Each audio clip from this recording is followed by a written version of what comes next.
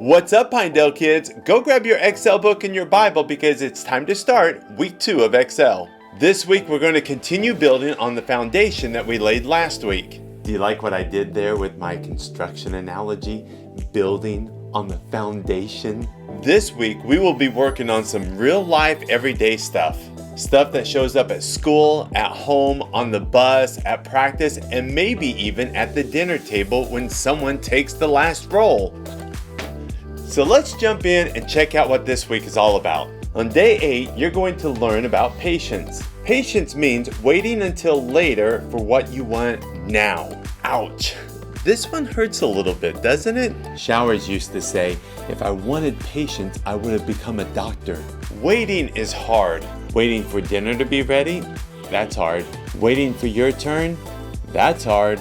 Waiting for a package to arrive? That's hard. Waiting for your video game to load?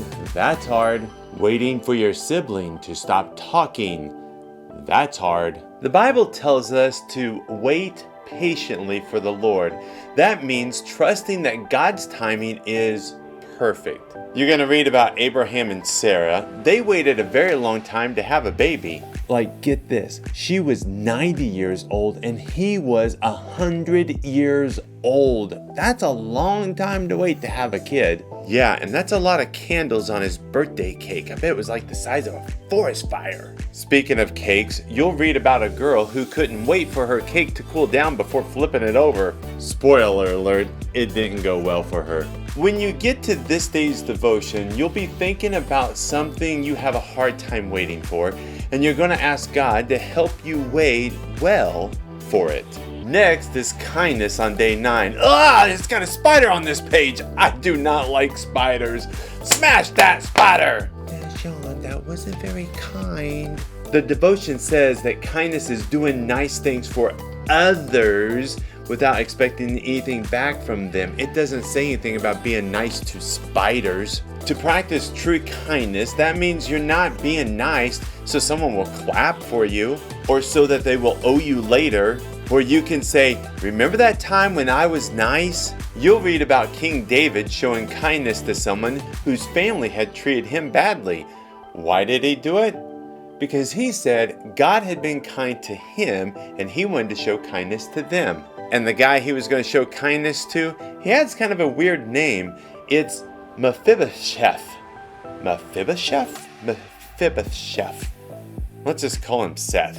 On second hand, it's really hard to show kindness to anyone named Seth. So let's stick with the name Mephibosheth. On day 10, you're going to study about self-control, which means choosing to do what you should do, not what you want to do.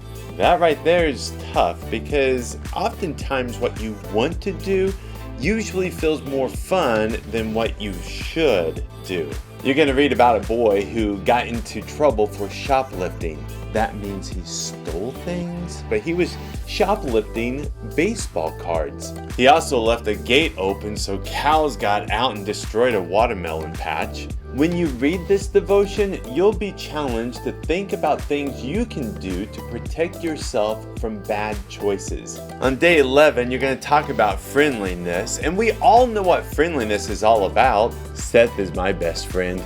In fact, the other day, he told me a cool little secret. He said, owls wear extra rings. That seemed like a weird thing to say, but okay. For our devotion, friendliness means taking an interest in others and making them feel welcome and special. We all want good friends, right? Jesus said, treat others the way you want to be treated. If you want someone to talk to you, talk to them. If you want someone to invite you to play, invite someone else. If you want to feel included, include others. You'll read about a new kid at school who was nervous, and one simple act of friendship changed his whole day. When you get to this day's devotion, you'll need to think about someone who might feel left out, and then you're going to ask God to help you notice them and to be a friend to them. Friendliness might seem small, but it can completely change someone else's world.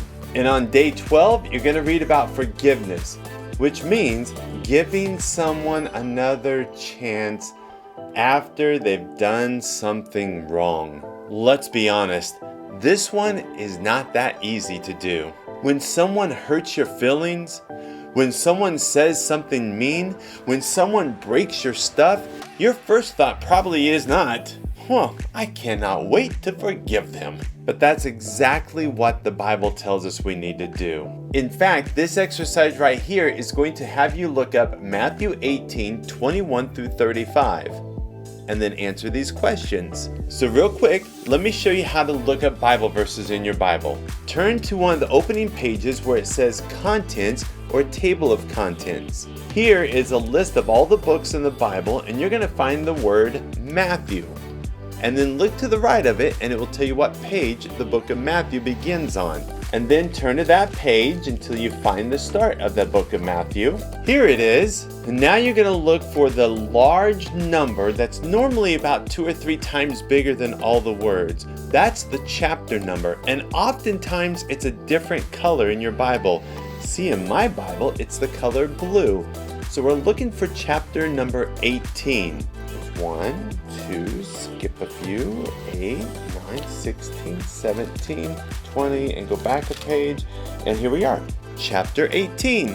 Now you're looking for the little teeny tiny number that's about half the size of all the letters. We're looking for the number 21. There it is. Now you're going to read verses 21 through 35. When you get done reading those verses, go back to your Excel book and answer these questions right here. On this day, you're also going to read about Corrie ten Boom, which is, by the way, such a cool name. Corrie ten Boom! She forgave someone who had hurt her family very deeply. I'm going to be honest, this day is going to be a challenge for me, because sometimes I find it really hard to forgive others when they've done something wrong against me. Do you ever feel that way? When you and I read this devotion, we'll need to be thinking about someone we might need to forgive. Forgiveness does not mean that what happened to us was okay. But it does mean you're choosing to let go of it and you're not going to hold on to it any longer. Just like how God lets go of the wrong things that we've done against Him, which, by the way, is called sin. You know, whenever we choose to forgive someone, that means a lot of times we have to show compassion to them, which leads into our next devotion that we're going to read on day 13, and it is on compassion. We probably all know what compassion means, but when we get to this day's devotion, our spin on it is that compassion is caring enough to do something about someone else's needs. Not just noticing that they have a need, not just thinking, wow, that's sad, but actually stepping in. You'll read about a boy who was laughed at because he had a stuttering problem, and another boy who stood up for him and said, if you laugh at him, you're laughing at me. Now that's compassion. I love that. I absolutely love when other kids stick up for each other, even if they're not necessarily friends with each other. And that's exactly what I want you to be doing. I want you to have compassion on others. Don't let people bully them. You stick up for them. Even if you're not close friends with them, you stick up by saying, hey, if you're mean to them, you're being mean to me. You laugh at them, you're laughing at me. You make fun of them, you're making fun of me. Let's show compassion to each other, especially the kids in our church. Man, this week has some big challenges to it. We're working on patience when waiting is hard. We're working on kindness when nobody's watching. We're talking about self-control when temptation is so hard. We're looking at friendliness when someone feels alone. We're going to talk about forgiveness when it would be much easier to stay mad. We're going to show compassion when someone needs help. I'm telling you, any one of those individual topics is challenging. This is not easy stuff, but that's how we become more like Jesus. And there's one more big thing we have to work on this week, and that's our next portion of our big memory verse. This here is our entire memory verse that we're working on for all of XL. But get this. There's this one kid named Camden who memorized this entire long passage in just 3 days. Yeah, my mind is blown away. He said the entire verse to me on day 3, even though we'd only worked on the first 2 lines. He knew all 40 parts on all 6 floors of our building. Boom! I knew that you guys could do this verse. Yeah, it's a huge passage, but nothing is impossible for you kids. To help you with the memory verse, I've invited Molly to come back to do memory verses with Molly. Hey kids, it's Molly, and it's time for Memory Verses with Molly. Last week, you guys memorized the top floor, and this week you're going to memorize the next floor. Let's review last week's portion. Love must be honest and true. Hate what is evil. Hold on to what is good. Bing. Love one another deeply. And now we're going to learn the actions for this week's part. Honor others more than yourselves. Stay excited about your faith as you serve the Lord. When you hope, be joyful. When you suffer, be patient. Now let's do it all together from the top. Love must be honest and true. Hate what is evil. Hold on to what is good. Bing. Love one another deeply. Honor others more than yourselves. Stay excited about your faith as you serve the Lord. When you hope, be joyful. When you suffer, be patient. Romans 12, 9 through 18, and 21. 21. That's it for Memory Verses with Molly. I'll see you guys next week. Bye! Well, there you have it. This week is going to stretch you, grow you, and maybe even make you laugh a little along the way. Be sure to do God's time every single day. And don't forget to write down your OCD clues that were hidden inside this video. I'll see you guys again next week. Later. Love ya. Bye-bye.